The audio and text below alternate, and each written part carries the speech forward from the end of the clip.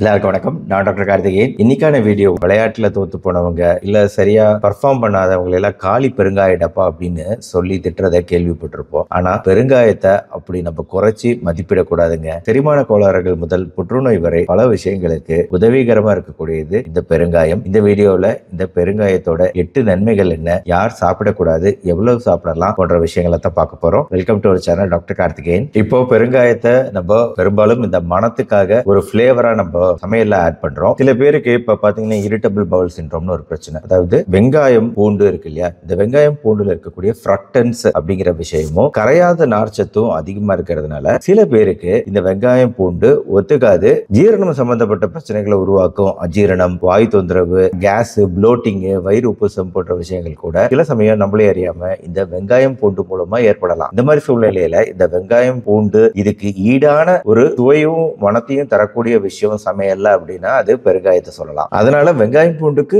மாற்றா பயன்படுத்தக்கூடியது இந்த பெருங்காயம். அதே சமயம் குறைவா தான் எடுத்துக்கணும், ரொம்ப எடுத்துக்க முடியாது. நான் ஏற்கனவே என்னோட வீடியோல காமிச்சிருக்கிறேன். இந்த பெருங்காயம் ஸ்பூன் 1.25 1.25 ஸ்பூன் அப்படின்னு சொல்லிட்டு 1.25 2 5 கிராம் 15 கிராம் இந்த ஸ்பூன்ல 1.25 கிராம் அளவுக்கு எடுத்துக்க கூடியதுதான் வந்து இந்த பெருங்காயம். பெருங்காயம் சமைக்கிறதுக்கு முன்னாடி அதோட மனம் நல்லாவே இருக்காது. ஆனா சமைச்ச பின்னாடி இதோட பிளேவர் மட்டும் இல்ல, இதோட மருத்துவ நன்மைகளும் அதிகம் அப்படிங்கிறதுனால கடவுளின் அமிர்தம் அப்படின்னு சில நாடுகள்ல அழைக்கப்படுது. ஈரான் தான் இதோட பூர்வீகம். பால் பெருங்காயம், சிவப்பு பெருங்காயம்னு பெருங்காயத்துல 2 வகை உண்டு. இப்ப இந்தியாவை பொறுத்த வரைக்கும் ஒண்ணு வந்து பெருங்காயத்தூள் பொடியா நம்மளுக்கு கிடைக்குது, இன்னொன்னு திடமான வடிவத்திலையும் பெருங்காயம் கிடைக்குது. இப்போ இந்த திடமான பெருங்காயம் பயன்படுத்த நினைக்கிறவங்க நல்ல பழுப்பு நிறத்துல வெளிரிய நிறத்துல உள்ள திட பெருங்காயம் தான் வாங்கணும். அது நல்ல கருத்து இருந்துச்சு அப்படின்னா அந்த கருமையான பெருங்காயத்தை வாங்க வேண்டாம். இன்னொன்னு பெருங்காயத்தூள் வாங்கும்போது அதுல இருக்கக்கூடிய பிரச்சனை என்னன்னா இந்த தாவர ரெசின், டார்ச், சோப்பு கட்டி போன்ற கலப்படங்கள் மூலமா வந்து பெருங்காயத்தூள் வரக்கூடிய வாய்ப்பு இருக்கு. அதனால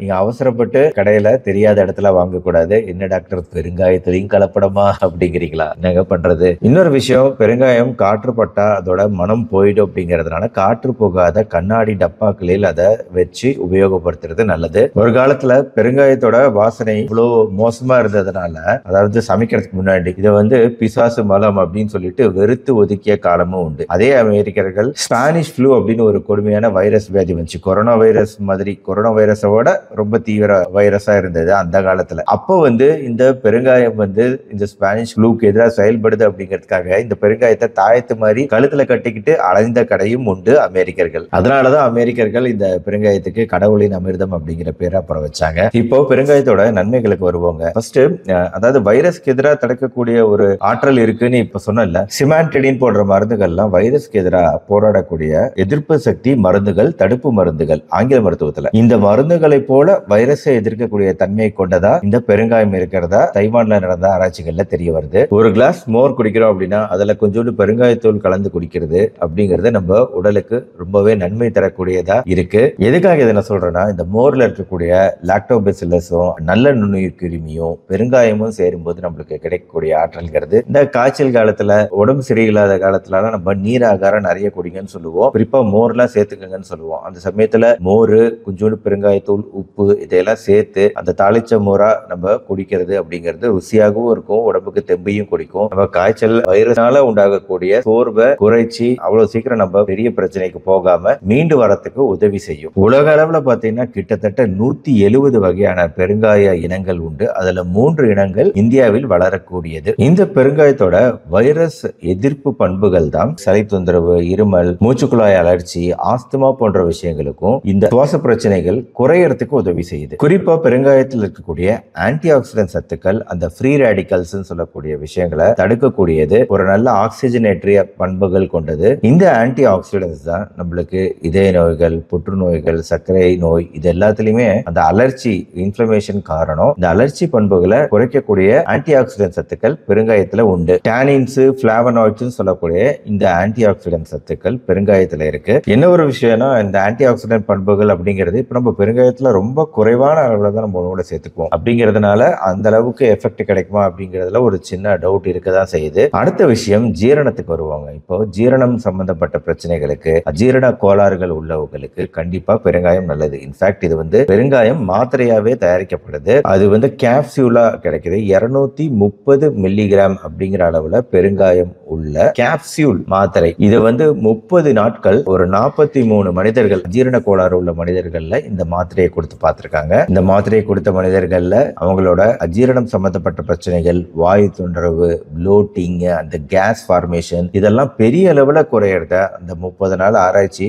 முடிவுல உணர முடிஞ்சது இந்த 43 மனிதர்களுக்கும். சோ அஜீரணம் சம்பந்தப்பட்ட பிரச்சனைகள், ஜீரண மண்டலத்தில் ஏற்படக்கூடிய கோளாறுகளை சரி செய்யறதுக்கு உதவுது அப்படிங்கிறது நல்லாவே தெரியுது. குறிப்பா ஜீரண மண்டலத்துல என்சைம்கள் அப்படிங்கிற ஒரு லிக்விடு சுரக்கும். இந்த டைஜஸ்டிவ் ஜீரண மண்டல உணவை செரிமானம் பண்ண உதவக்கூடிய இந்த டைஜஸ்டிவ் என்சைம் சுரப்ப கொஞ்சம் அதிகரிக்கக்கூடியது. குறிப்பா பைல், நம்ம கல்லீரல் இருந்து வரக்கூடிய பித்தநீரும் ஒரு விதமான ஜீரணம் பண்ணக்கூடிய ஒரு திரவம் தான். இந்த பைல் சுரப்பு, பித்தநீர் சுரப்புமே வந்து அதிகரிக்கக்கூடிய பண்புகளை கொண்டது. அடுத்து இந்த இரிட்டபிள் பவுல் சிண்ட்ரோம்னு சொல்லிட்டு ஜீரண மண்டலத்துல ஒரு கான்ஸ்டிபேஷன், மலச்சிக்கல் வரும், அப்புறம் டயரியா, வயிற்றோட்டம் மாதிரி இருக்கும், திருப்பி கான்ஸ்டிபேஷன், திருப்பி டயரியா, இது மாறி மாறி வரக்கூடிய ஒரு கண்டிஷன் இரிட்டபிள் பவல் சிண்ட்ரோம். இதை குறித்து தனி வீடியோ போட்டிருக்கேன். இந்த பிரச்சனையினால அவதிப்படுறவங்களுக்கும் பெருங்காயம் உதவிகரமா இருக்கு. இந்த குரூப்ல தான் நான் வீடியோட ஆரம்பத்தில் சொன்ன மாதிரி பூண்டு, வெங்காயம் போன்ற விஷயங்கள்லாம் ஒத்துக்காது அவங்களுக்கு. அவங்களுக்கு இதை ஒரு சின்ன மாற்றா பயன்படுத்துறதுங்கிறது அவங்க நோய் குறையறதுக்கும் உதவும், சிம்டம்ஸ் அறிகுறிகளையும் கட்டுப்படுத்தும். அடுத்தது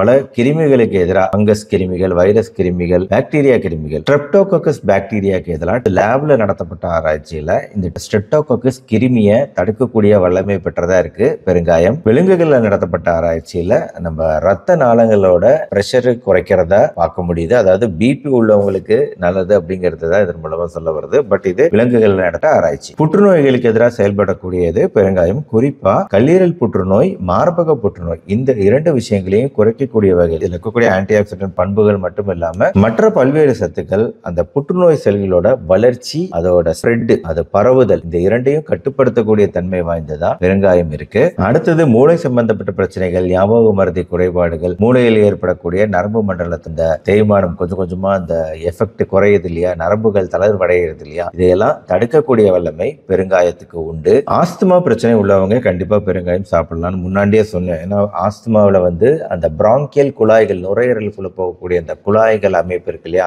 அது வந்து சுருங்கிக்கிறதுனாலதான் மூச்சு உள்ள போய் வெளியே வரதுக்கு கஷ்டமா இருக்கு ஆஸ்துமா பேஷண்ட்ல. அந்த குழாய்கள் சுருங்கிறத விரிவடை செய்யக்கூடிய தன்மை இந்த பெருங்காயத்துக்கு உண்டு. அடுத்தது எலிகள்ல நடத்தப்பட்ட ஆராய்ச்சியில அதாவது 50 மில்லிகிராம் அப்படிங்கிற அளவுல எலியோட எடைக்கு ஏத்தாப்புல, ஒரு எலியோட எடை வந்து ஒரு 1.5 கிலோ இருக்கு அப்படின்னா 50 மில்லிகிராம் பெர் கிலோகிராம், அப்போ 75 மில்லிகிராம் அப்படிங்கிற அளவுல இந்த எலிகளுக்கு கொடுத்துக்கிட்டே வந்து ரத்த சர்க்கரை அளவுகள் குறையுதா அப்படிங்கறத டெஸ்ட் பண்ணக்கூடிய ஒரு ஆராய்ச்சி. இந்த ஆராய்ச்சியோட லிங்க் எல்லாம் கீழே கொடுக்கிறேன். ரத்த சர்க்கரை அளவுகள் குறைக்கக்கூடியதை பார்க்க முடியுது இந்த பெருங்காயம் இந்த அளவுக்கு டோசேஜ்ல கொடுக்கும்போது. ஆக மொத்தம் இந்த சேஃபான குறைவான அளவுல தான் நம்ம யூஸ் பண்றாங்க. அதனால குறைவான அளவுல எடுக்கும்போது நம்மளுக்கு பெரிய சைடு எஃபெக்ட் எதுவும் வந்துடாது. ஆனா அதிகமா நம்ம பெருங்காயம் எடுக்கிறோம் அப்படின்னு நினைச்சோம்னா தான் அப்பதான் பிரச்சனை இருக்கு. அதாவது அதிகம் அப்படின்னா இப்ப 200 மில்லிகிராம் பெர் கிலோகிராம் அப்படிங்கிற அளவுல எலிகளுக்கு கொடுத்து பார்க்கிற ஒரு ஆராய்ச்சியில வந்து கல்லீரல் டாக்ஸிசிட்டி, கல்லீரலுக்கு நஞ்சா விளங்குது பெருங்காயம். அதே மாதிரி கர்ப்ப காலத்துல பாலூட்டும் தாய்மார்கள், குழந்தைகள், இந்த குரூப்லயுமே வந்து தேவையில்லாம அதிகரிக்க கூடாது பெருங்காயம் சாப்பிடுற அளவு அப்படிங்கறத.